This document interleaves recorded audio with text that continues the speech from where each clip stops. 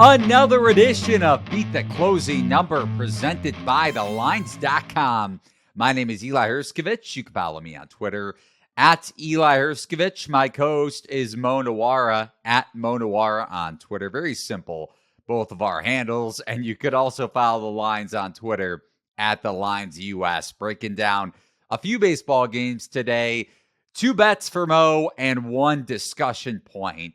Looking at a team that is underachieving in a big way from the NL Central. You could probably guess which team that is, but we'll get to that as our last bullet for today's Beat the Closing Number. But before we get started, as always, remember to give the video a thumbs up and ring the bell to get notifications whenever the Lines releases a new sports betting video on any market, including Mo's day-to-day MLB bets. And remember to head over to play.thelines.com if you're interested in having a chance at winning a $25 Amazon gift card daily in our MLB Pick'em contest. But Mo, starting off with a 7:10 p.m. Eastern Time first pitch, Jays at Red Sox, Toronto at 18-11, Boston 16-14. But first and foremost, your lone wager in this game yesterday in the series opener did not fare well. So please explain to our audience what ensued on the East Coast last night. Yeah, another frustrating late inning loss. Chalk up one more again. That one was, it started off on the wrong foot with the Blue Jays hitting multiple 102 mile per hour outs in the very first inning with men on. So, figured I was in trouble right then. And sure enough, every time the Red Sox got men on, their 100 mile per hour hits were going over the wall, but the Blue Jays stranded everybody that they put on base and lost when Jordan Romano, who is usually pretty solid, blew it. So not fun. Another rough one. We beat the market by like 15 cents on that one, and then another one where it got off on the wrong foot even before the game started when they scratched George Springer with illness, I think it was.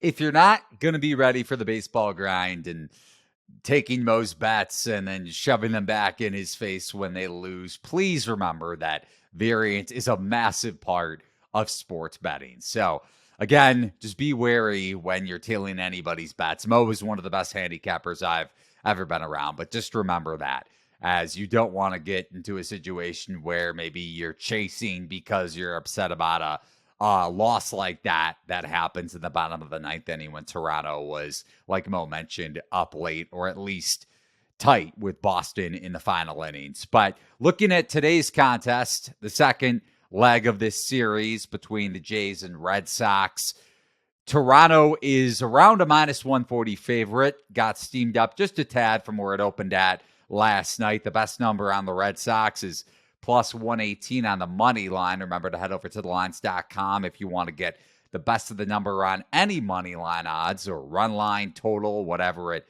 may be. It's all at thelines.com in terms of price shopping. But it is Yusei Kikuchi against Tanner Houck, and Kikuchi has that 3.00 ERA in 5 starts. His chase rate is much improved from last season, ranking in the 87th percentile, but that 4.87 FIP certainly looms. And on the flip side, Tanner Houck has that 4.50 ERA and a 5.20 FIP in his 5 starts. So he's pitched pretty much to expectations so far in 2023. And his opponent's barrel rate has also risen, which hasn't really helped him go deeper in games. So Boston, Toronto, are you back on the Jays for game 2, Mo? Actually taking the other side in this one. Yusei Kikuchi is doing some things different. Fewer heaters, more changeups and sliders. His command has been better this year. I think that's honestly the main thing. The biggest thing that I could see when I was looking into his stuff was he's much more consistently spotting his slider on the corners instead of leaving it hanging in the middle of the zone, which has been an issue for him. It's been it's been a pretty bad pitch for him overall, but he's doing a little better with it this year. At the same time, I just see, 500 innings pitched, a near 5 ERA, consistently performing worse than his estimators. I just don't really buy into that he's this improved when he has such a long track record of being a below average pitcher at best. I know his estimators have always been better than his ERA, but I think over this big of a sample, it's probably telling us something. Furthermore, he has lost swinging strikes and called strikes and first strikes. StatCast doesn't really believe in what he's been doing so far. They have him 4.76 on the xERA, so mostly just thinking Kikuchi's a little bit overpriced here. Did grab Boston around plus 120, I think. It's came down a little bit, but still well within where I would play it. I think this should have been a little closer to even money here. I know that the Red Sox have actually hit lefties surprisingly pretty well so far, so not a good park, obviously, for lefties generally, so a decent spot for Boston, I think.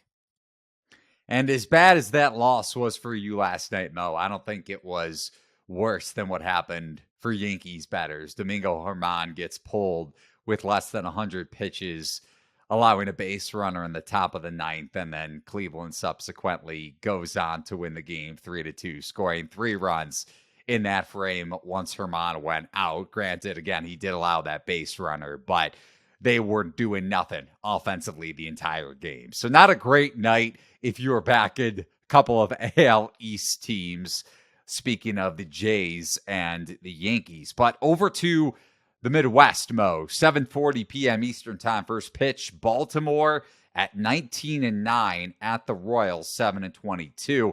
Orioles out to as high as minus 170 on the money line. Tyler Wells taking on Ryan Yarbrough. And Baltimore against lefties this year has fared pretty well, just like the Red Sox. 7th highest WRC plus against Southpaws. So are you leaning that direction with the Orioles, despite your win total under bet in terms of MLB futures going back to our first podcast, Beat the Closing Number? Yeah, I think I'm going to have to write that one off as a loss. Fortunately, that's like the only bad one I think I made. Everything else looking very, very good for me, including the Blue Jays. A little bit of a dip in a couple weeks in, but they're looking strong again after smacking the Mariners around. Yeah, I do like the Orioles a bit here. I think so. I was fading Kansas City quite a bit early in the season. I think they mostly fixed the lines. I haven't been betting against them at all, really, of late. I think I've bet on them a couple times more recently than I faded them. But yeah, Tyler Wells was a guy who did very, very well for me last year. And I think, if anything, he's honestly pitching a little better so far this year. It looks like he added a cutter and it's getting elite results so far. And this has been kind of an organizational strength for the Orioles. They've done it with some other pitchers like Dean Kramer, added cutters to their repertoire and seen them pitch better than basically the projections expect. So I think it's a situation where the projections do probably undersell his talent level if he's going to go that route. He's always been kind of a weak contact and pop-ups guy. And yeah, these guys are generally underrated anyways. So yeah, like you said, they're hitting lefties pretty hard so far. 122 WRC plus. It's a good offense. It's an offense that looks like it should be good against lefties. And Ryan Yarbrough, I think he's pretty much replacement level. Just never really been a good pitcher, but at this point, worse than he's ever pitched for sure. Getting absolutely no chases, and swinging strikes are very, very low at 6.6%. That's like less than half of average, or actually right around half. Other thing is he won't pitch deep into the game. You know, he's gone 4 innings each of his last couple starts.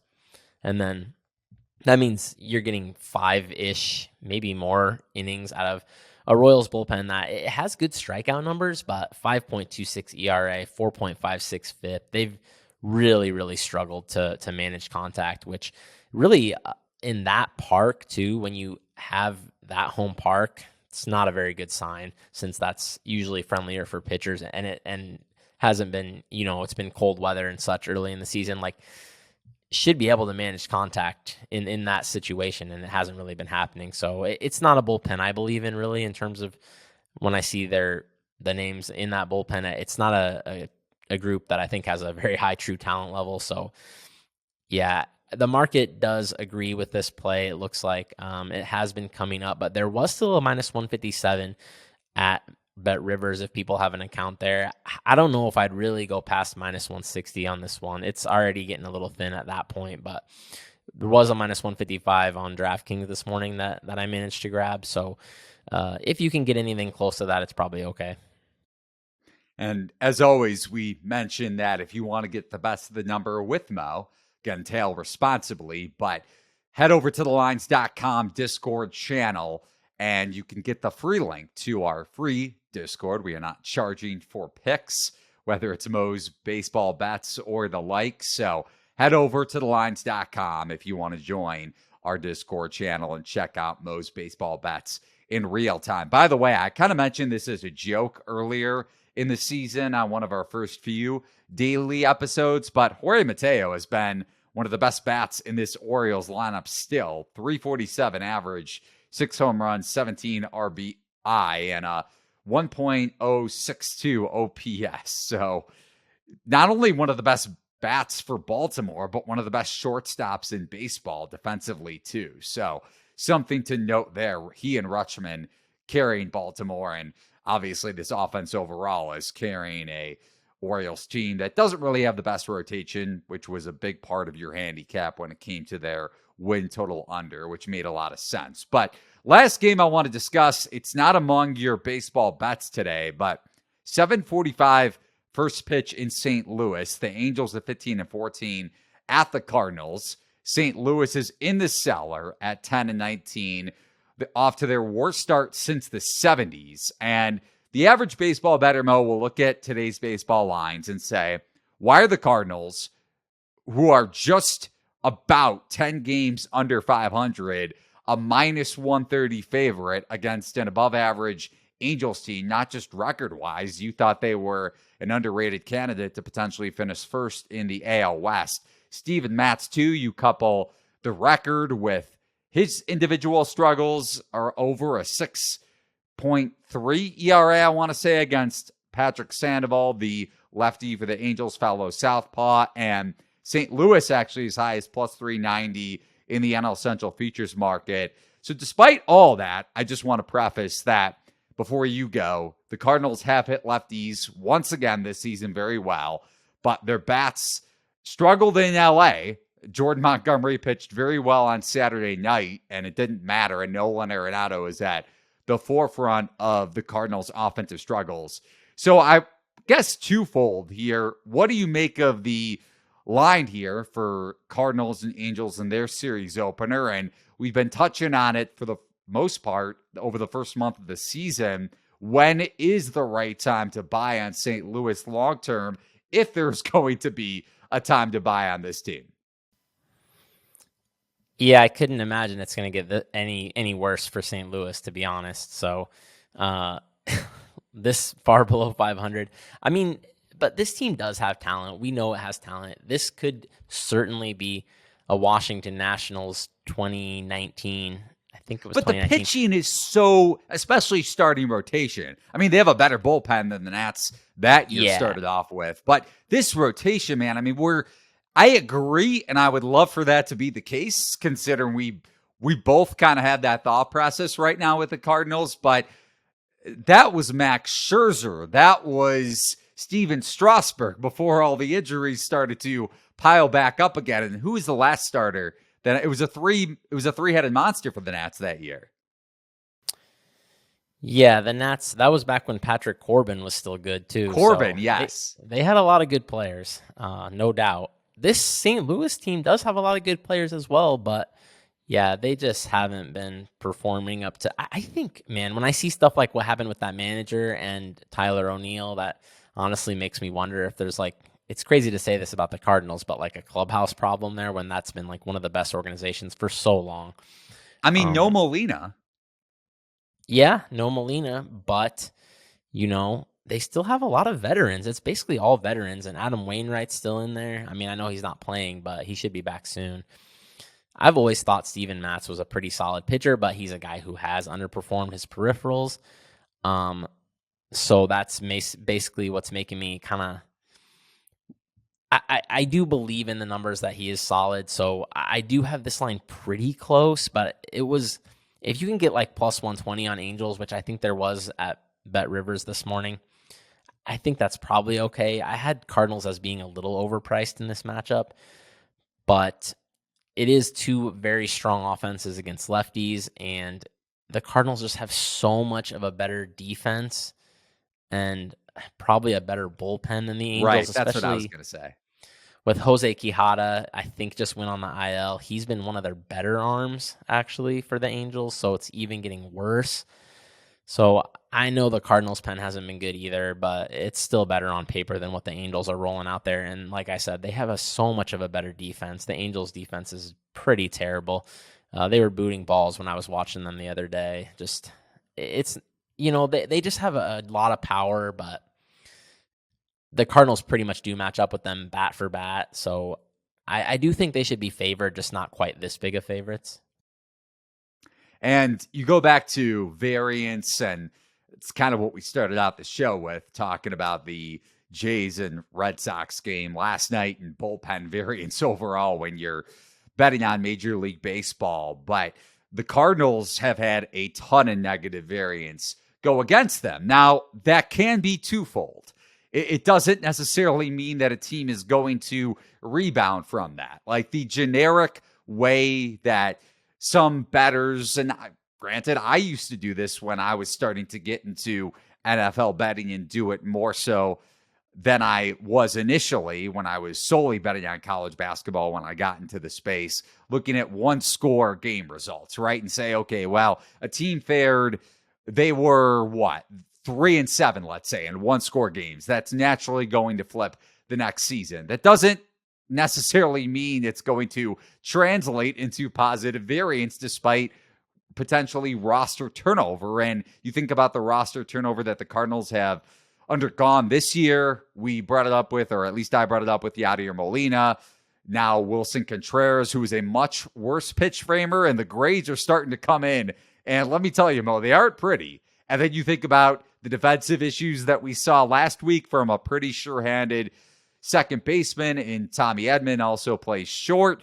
Brendan Donovan had a rocket off the bat on Saturday in the top of the eighth. I think a 98-mile-per-hour exit velo that was snagged by one of the Dodgers infielders that would have resulted in a tie game in that second game of the Dodgers series. So I say that to preface that as much as we want to jump on the Cardinals bandwagon, like we seemingly mention every single week on Beat the Closing Number, it doesn't always necessarily indicate that there are positive outcomes in the near future. Yeah, one thing I would say, first of all, is you should, when you think about regression, it's like you said, you have to always remember that. Like, regression doesn't mean they're going to be positive variance later. It just means you should expect them to play to their expectation. So that's gambler's fallacy when you think the better part is going to come, right? But I will say though, in favor of the Cardinals, if you look at their actual results, Fangraphs has base runs standings, which strips out sequencing basically. And like you said, they've been massively unlucky with sequencing. -4 wins on sequencing. Like, according to the hits they've allowed and the hits they've made, they should be 14-15, which obviously isn't great, but it's better than 10-19. So they've been one of the unluckiest teams so far for sure. We're going to be touching on this in August when the Cardinals are 20 games under 500 that they, in terms of the metric that you just mentioned, that the Cardinals should have had 20 more wins up at that point of the season. But we digress. That's going to do it for this episode of Beat the Closing Number. We'll have another daily edition of Mo's Bets coming up on Wednesday, along with our new long-form podcast that we've been doing weekly as well on Thursday, coupled with Mo's day-to-day MLB bets. So that's going to do it for this episode. Hope you've enjoyed watching and listening. Thanks for doing so. We'll talk to you tomorrow. So long, everybody.